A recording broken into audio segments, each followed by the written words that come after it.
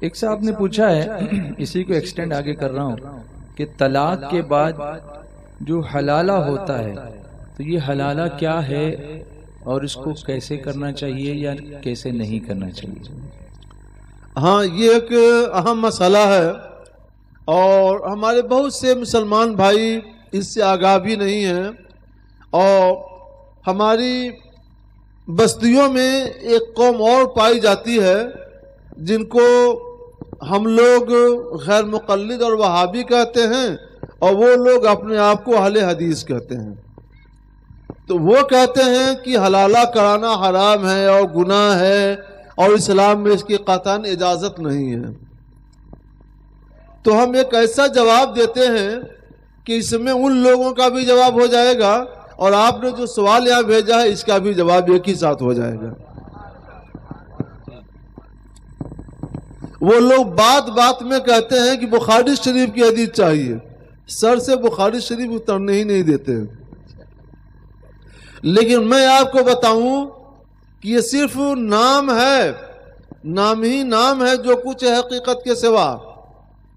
بخاری شریف پر الحمدللہ عمل ہم اہل حق اہل سنت و جماعت کا ہے، وہ صرف نام لیتے ہیں، عمل ہم کرتے ہیں۔ صحیح البخاری جلد 2 میں یہ حدیث موجود ہے کہ حضرت رفاعہ قرظی رضی اللہ تعالی عنہ کی بیوی، ان کو حضرت رفاعہ قرظی رضی اللہ تعالی عنہ نے 3 طلاق دے دی۔ کئی طلاقیں دے دی؟ 3 طلاقیں دے دی۔ تو عدت گزارنے کے بعد انہوں نے حضرت عبد الرحمن بن زبیر، زبیر پڑھیے گا، زبیر نہیں، عبد الرحمن بن زبیر الگ ہیں اور یہ زبیر الگ ہیں۔ حضرت عبد الرحمن بن زبیر رضی اللہ تعالیٰ عنہ کے ساتھ انہوں نے نکاح کر لیا،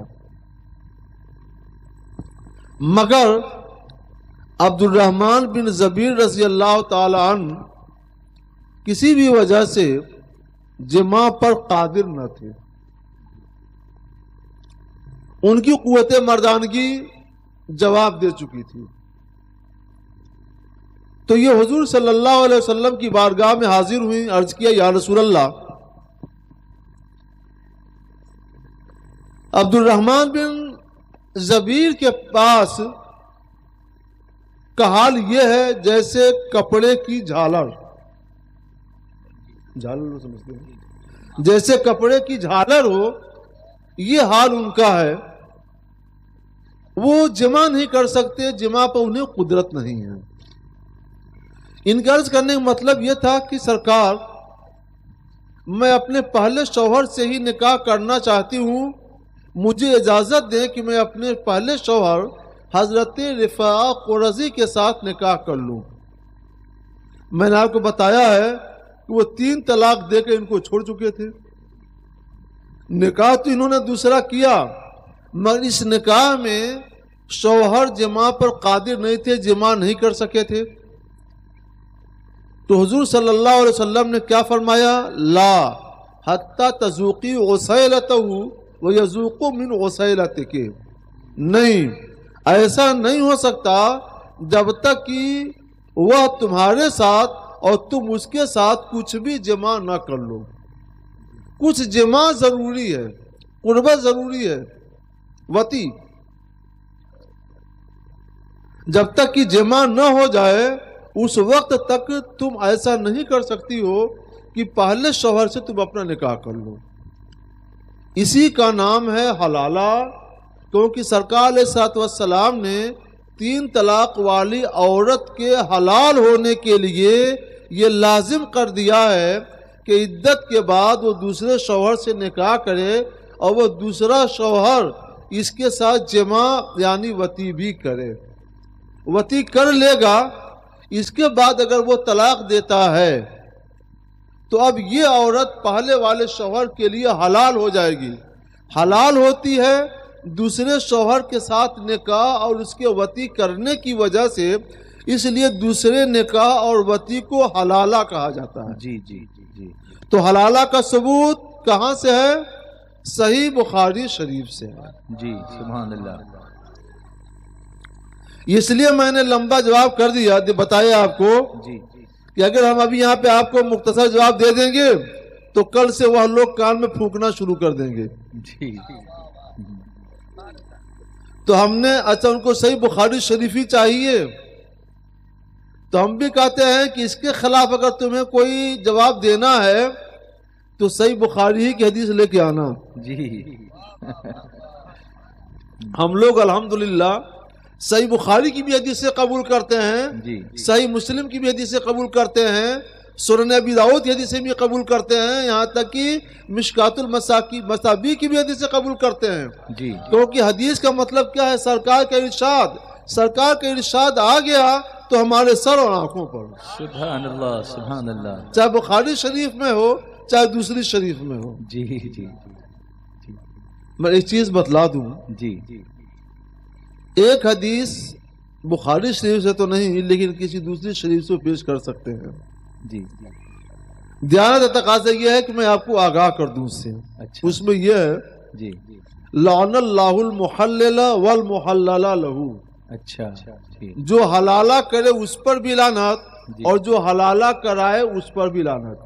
جی جس کے لیے حلالہ کیا جائے اس پر بھی لعنت.